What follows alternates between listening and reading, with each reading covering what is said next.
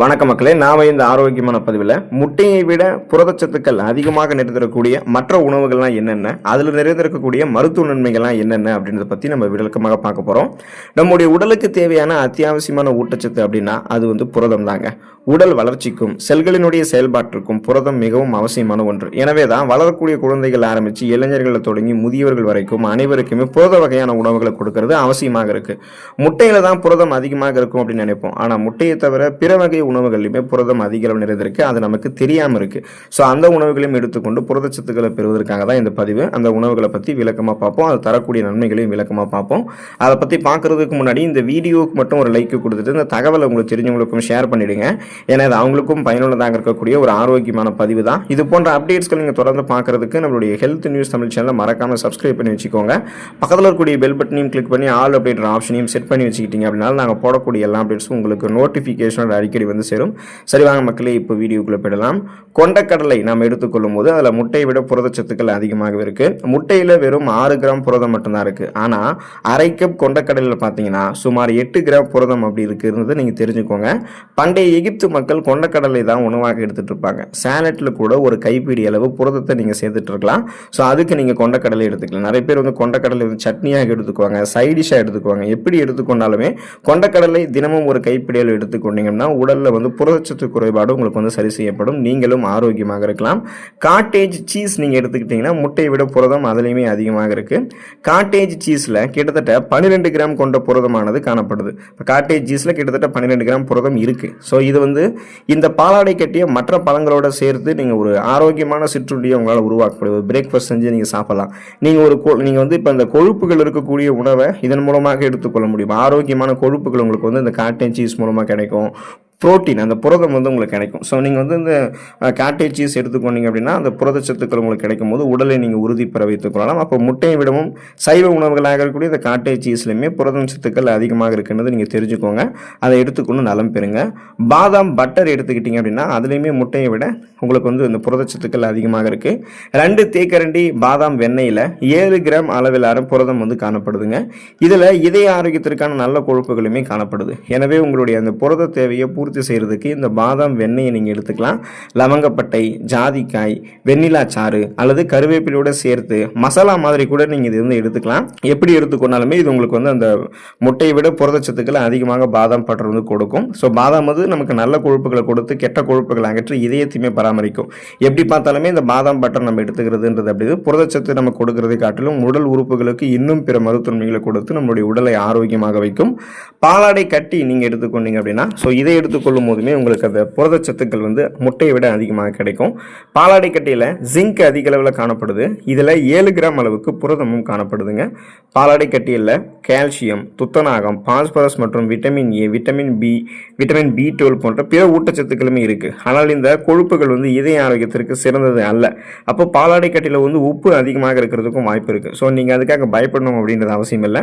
கொழுப்புகள் குறைவாக இருக்கக்கூடிய, உப்புடைய அளவு குறைவாக இருக்கக்கூடிய பாலாடை கட்டி நீங்கள் எடுத்துக்கொண்டீங்க அப்படின்னா அதுவே உங்களுக்கு போதுமானது. அதுவே நலத்தை கொடுக்கும். ஸோ நீங்கள் அதோடைய அந்த ஃப்ளேவர்டு வெரைட்டியை நீங்கள் சூஸ் பண்ணும்போது நீங்கள் பார்க்கணும், உப்பு அதிகமாக இருக்கா அல்லது கொலஸ்ட்ரால்ஸ் அதிகமாக இருக்கா அப்படின்னு பார்த்து அதெல்லாம் இல்லாத ஆரோக்கியமாக இருக்கக்கூடிய இந்த பாலாடை கட்டி நீங்கள் எடுத்துக்கொண்டீங்க அப்படின்னா அது உங்களுடைய உடல் நலத்திற்கு நல்லது. முட்டையை தவிர அந்த புரதம் ரொம்ப அதிகமாகவே அந்த பாலாடை கட்டியில் உங்களுக்கு கிடைக்கும்.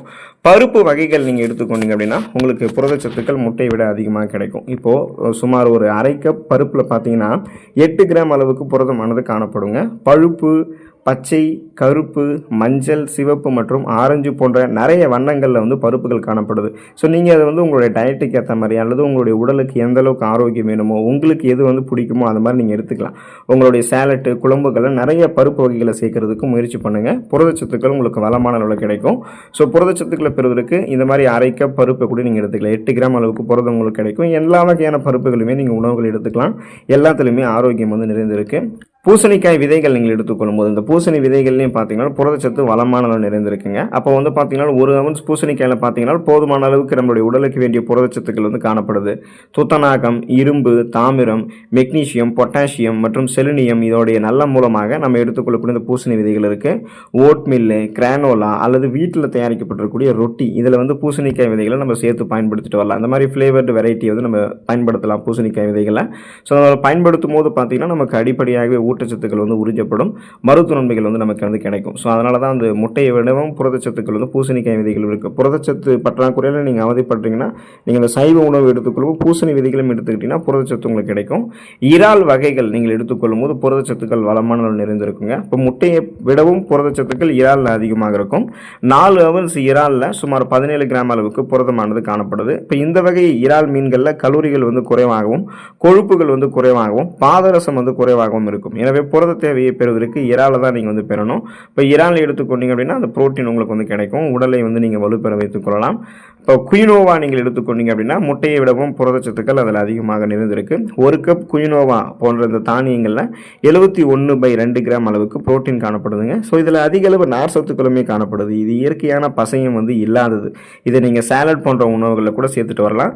குயினோவா வந்து இந்த முழு தானிய வகைகளில் ஒன்றாக இருக்குது. அப்போ பார்த்தீங்கன்னா குயினோவா, பழுப்பு அரிசி, ஓட்ஸ் மற்றும் முழு கோதுமை ரொட்டி போன்ற ஆரோக்கியமான முழு தானியங்களை நீங்கள் எடுத்துக்கொண்டாலுமே முட்டையை தவிர அதில் முட்டையை விடவும் அதிகமான இந்த புரதச்சத்துக்களை வந்து உங்களால் பெற முடியும். ஸோ குயினோவாவையும் நீங்கள் தொடர்ந்து சுழற்சி அடிப்படையில் எடுத்துக்கொள்ளலாம். நீங்கள் சோயா பீன்ஸ் எடுத்துக்கிட்டீங்க அப்படின்னா முட்டையை விடவும் புரதச்சத்து அதில் அதிகமாக இருக்கும். 100 கிராம் அளவிலான சோயா பீன்ஸில் 38 கிராம் வந்து புரதம் நிறைந்திருக்கு. அதோடைய சிறப்பு என்னன்னு பார்த்தீங்கன்னா இந்த சோயா பீன்ஸ் ஆனது 9 அத்தியாவசியமான அமினோ அமிலங்கள் கொண்ட முழுமையான தாவர புரதமாக விளங்குது. இதனுடைய பயன்பாடு எப்படி இருக்கும், மருத்துவ நன்மைகளை கொடுக்கும் அப்படின்னு பார்த்தீங்கன்னா தசை வளர்ச்சி ஆரோக்கியமாக பராமரிக்கும், நோய் எதிர்ப்பு சக்தி மற்றும் ஆற்றலை அதிகரிக்கிறதுக்கு பெரிதும் உதவிகரமாக இருக்கக்கூடியது இந்த சோயா பீன்ஸ். இதை நீங்கள் எடுத்துக்கொள்ளக்கூடிய முறை அப்படின்னு பார்த்தீங்கன்னா இப்போ இந்த சோயா துண்டுகள் வந்து கறி, டோஃபு, புர்ஜி, சோயா பால் போன்ற வழிகளில் இந்த சோயா பீன்ஸ்லாம் நீங்கள் எடுத்துக்கலாம். அந்த மாதிரி மாற்றி நீங்கள் எடுத்துக்கலாம். பன்னீர் வந்து நீங்கள் எடுத்துக்கொள்ளலாம். 100 கிராம் அளவிலான பன்னீரில் 19 கிராம் வந்து புரதச்சத்துக்கள், முட்டையை விடவும் அதிகமாக புரதச்சத்துக்கள் இருக்குது. இந்த பன்னீர் வந்து மெத்தியோனைன் மற்றும் சிஸ்டைனுடைய அளவை வந்து உங்களுக்கு வந்து கொண்டுக்குங்க. ஸோ குறைவாக இந்த பன்னீரில் வந்து மெத்தியோனைன் மற்றும் சிஸ்டைன் வந்து குறைவாக இருக்குது. இது தசையை வந்து உங்களுக்கு ஆரோக்கியமாக உருவாக்குறதுக்கும் முழுமையாக தசையை வந்து ஆரோக்கியமாக பராமரிக்கிறதுக்கும் ஹெல்ப் பண்ணும். எலும்பு ஆரோக்கியத்தையும் உங்களுக்கு வந்து ஆதரிக்கும். இன்னும் குறிப்பாக பார்த்தீங்கன்னா புரதத்தை உங்களுக்கு வந்து புரத தேவையை உங்களுக்கு வந்து பூர்த்தி செய்யும். இதை எடுத்துக்கொள்ளக்கூடிய முறை அப்படின்றது இந்த பன்னீர் கறி ப்ளஸ் முழு கோதுமை ரொட்டி இதை வந்து நீங்கள் மொத்தமாக சேர்த்து எடுத்துக்கிட்டீங்கன்னா முழுமையான அந்த புரத சேர்க்கை உங்களுடைய உடலில் வந்து கிடைக்க ஆரம்பிக்கும். நம்ம வந்து ராஜ்மாவை எடுத்துக்கொண்டோம் அப்படின்னா புரதச்சத்து அதுலேயுமே அதிகமாக இருக்கும். முட்டையை தவிர புரதச்சத்து வந்து ராஜ்மாவை நம்ம எடுத்துக்கொண்டோம் அப்படின்னாலுமே முட்டையை தவிர அதிகமான புரதம் வந்து நம்ம பெறலாம். இப்போ 100 கிராம் வந்து கிட்னி பீன்ஸ் அல்லது ராஜ்மா அப்படின்னு சொல்லக்கூடிய இதில் வந்து பார்த்தீங்கன்னா 19 கிராம் புரதம் இருக்குது. இதோடைய சிறப்பு என்னென்னா மெத்தியோனைன் குறைவாக இதில் இருக்கும். மேலும் இதில் அதிக புரதம் மற்றும் இரும்பு சத்துமே இருக்கும். இது வந்து நம்மளுடைய உடலில் நோய் எதிர்ப்பு சக்தியை வந்து அதிகரிக்கிறதுக்கு ஹெல்ப் பண்ணுங்க. இதை எடுத்துக்கொள்ளக்கூடிய முறை அப்படின்னு பார்த்தீங்கன்னா அந்த அரிசியோட நீங்கள் ராஜ்மா எடுத்துக்கொள்வது முழுமையான புரத சேர்க்கைக்கு உங்களுக்கு வந்து ஹெல்ப் பண்ணும். நீங்கள் உளுத்தம் பருப்பு எடுத்துக்கொண்டீங்க அப்படின்னா அந்த புரதச்சத்தை வந்து முட்டையை விடவும் அதிகமாக இதில் வந்து பெறலாம். 100 கிராம் அளவுக்கு இருக்கக்கூடிய அந்த உளுத்தம் பருப்பில் 23 கிராம் வந்து புரதச்சத்து இருக்குது. இதோடைய சிறப்பு என்னன்னு பார்த்தீங்கன்னா மெத்தியோனைன் மற்றும் சிஸ்டைன் வந்து குறைவாக இருக்குது. மேலும் இதில் புரதம் மற்றும் பி விட்டமின்கள் வந்து நிறைந்திருக்கு.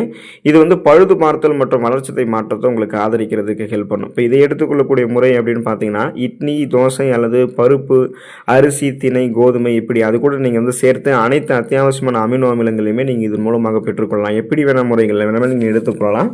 ஸோ இப்போ இந்த உணவுகள் எல்லாமே முட்டையை தவிரவும் புரதச்சத்துக்கள் அதிகமாக நிறைந்திருக்கக்கூடிய உணவுகளாகவும் இருக்குது. இதை எடுத்துக்கொண்டும் புரதச்சத்து தேவையை வந்து பூர்த்தி செய்து கொண்டு நலமாக வாழுங்கள்.